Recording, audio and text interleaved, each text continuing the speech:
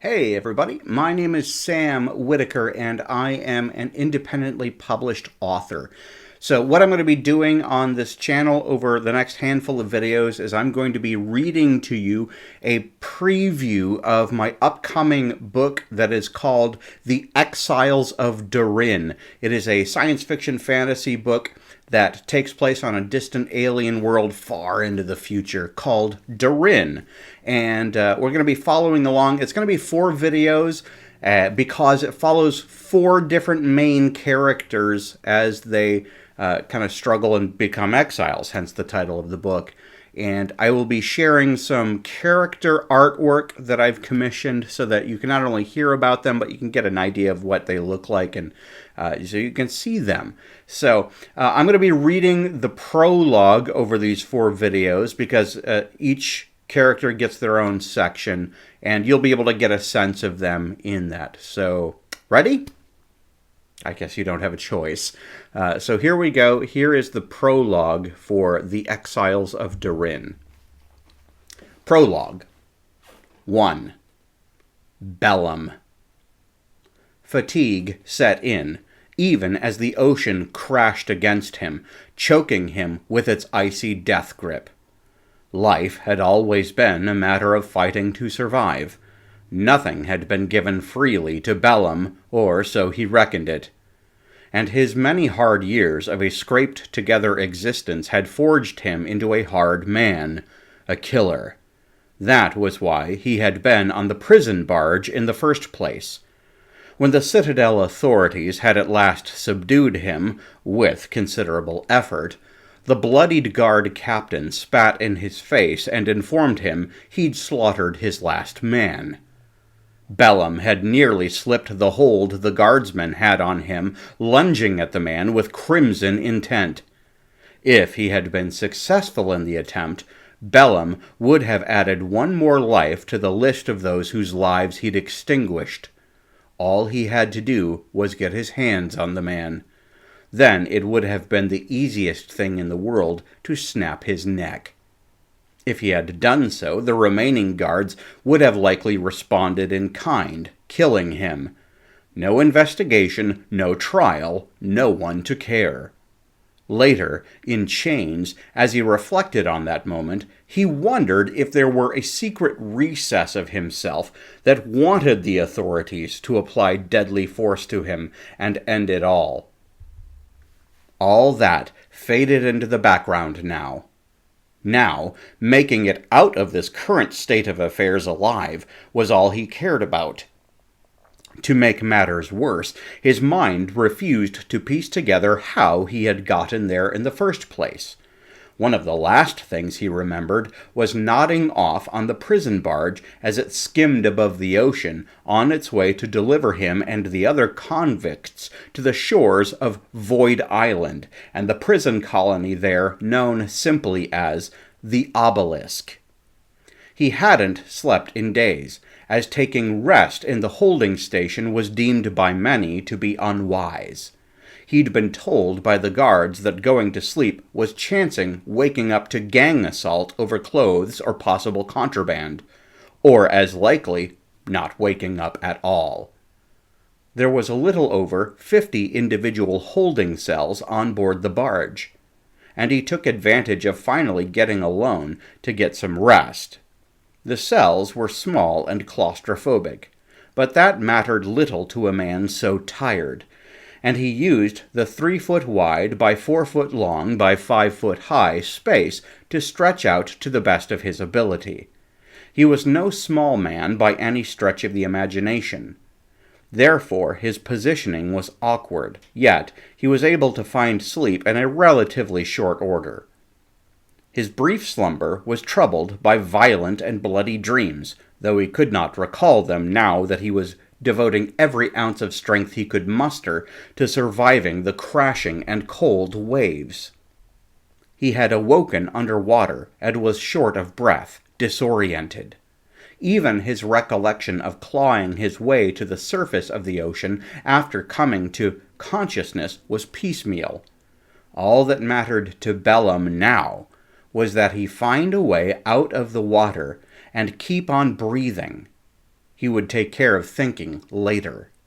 He felt his body lift as the wave surged carelessly, plunging him beneath the surface yet again when he came back down. His body screamed at him for air, but his mouth and nose sucked only water, causing him to convulse. Panic instantly took hold of every nerve in his body, fighting against the racking convulsions threatening to overtake control of his body. He began to claw his way up, or at least what he hoped was up. Two simple thoughts, unbidden yet insistent, became his sole focus. The first was, I must reach the surface. This was followed closely by, I must live. His instinct to survive was all there was. It became more real to him than the very ocean in which he was drowning. He began to concentrate, to tamp down the panic to a manageable level. Focused at last, he stroked with his arms, swimming with purpose. There was no telling how far under the water he was, so when he breached the surface it came as a welcome but short-lived surprise. Another wave crashed down upon him with titanic force. He felt his body tumble end over end as he plunged downward yet again. All sense of direction was lost. The icy grip of the water threatened to sap away all power to move, to even care to try. A sudden urge to give up, to sink into despair and let himself drown, crashed down on him the way the wave had. The idea occurred to him that maybe he should just inhale with the rest of his might, simply fill his lungs with ocean and let himself die. Yes, it would be so simple and over so quickly. After the split second it took for him to entertain this notion, something caught his attention. In the blackest depths of the storm-tossed ocean, he thought he saw a faint blue glow. He was about to dismiss this as a trick of his mind when a bright pulse of light flashed, and instinct closed his eyes against it. His first thought was that must be the direction of the surface, and he had witnessed a bright flash of lightning filtered through the watery distance. But no, something told him the light had come from beneath, not above. What? That was all his mind could form in response to the appearance of the light. The next thing he felt was a surge of warmth and pressure. He was traveling upward at speed. He broke the surface again, sputtering and coughing. He found himself briefly airborne, then he splashed back into the ocean. This time, he was back at the surface again. Even though his eyes were open, there was still only dark. It wouldn't have mattered much whether he was underwater or above, he realized. The storm was so black that only the rare streak of lightning arcing across the sky gave any hint of definition to his surroundings. Not that this was much help. All there was to see was roiling waves, flotsam from the prison barge wreckage, and an ugly, heartless sky. Wait, he told himself. Out ahead of him, he thought he discerned a large, dark shape rising out of the ocean. A moment later, lightning pierced the dark and illuminated a rocky promontory jutting out of the water. Had it been there before? He didn't think so. He shook off the foolishness of this thought. Of course it had been there.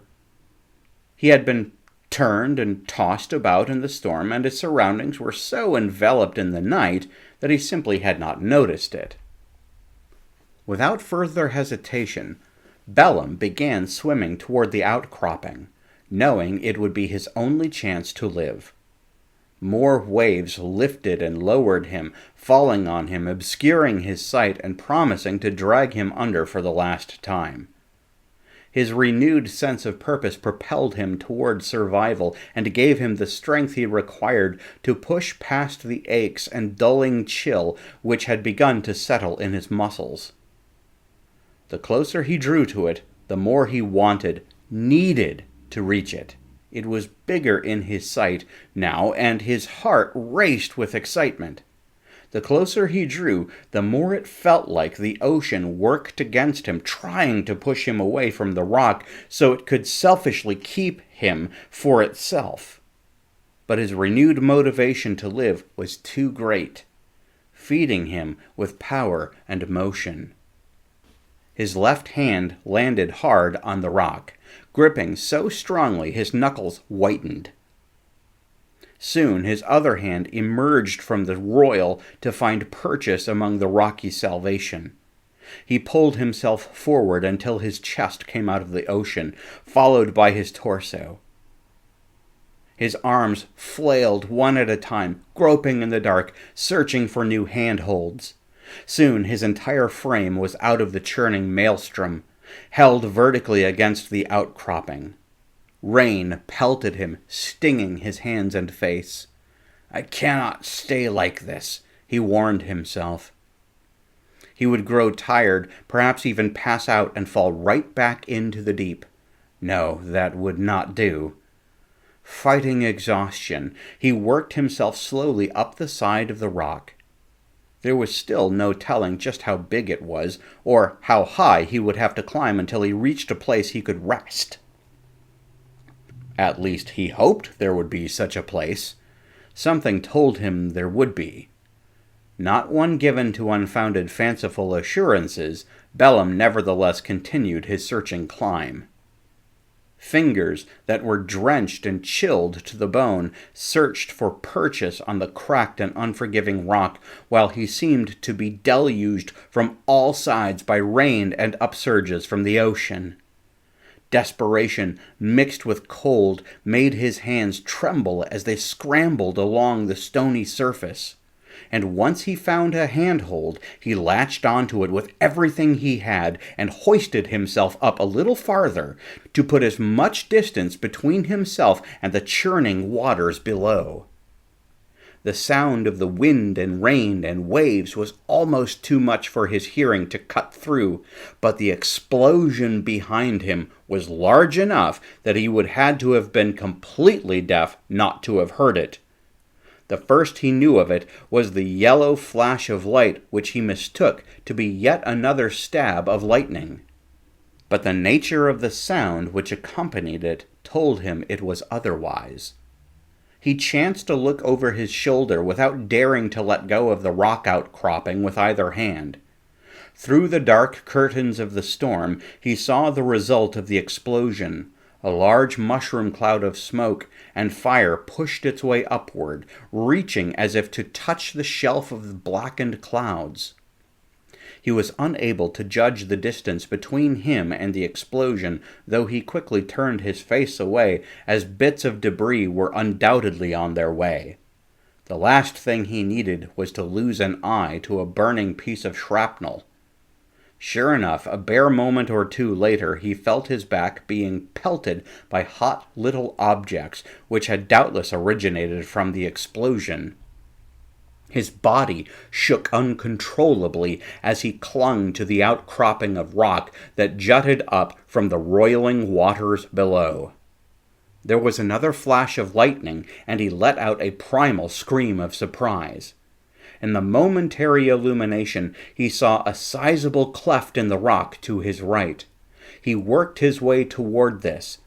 The time it took him to reach the cleft felt endless, but he realized was probably no more than 5 minutes.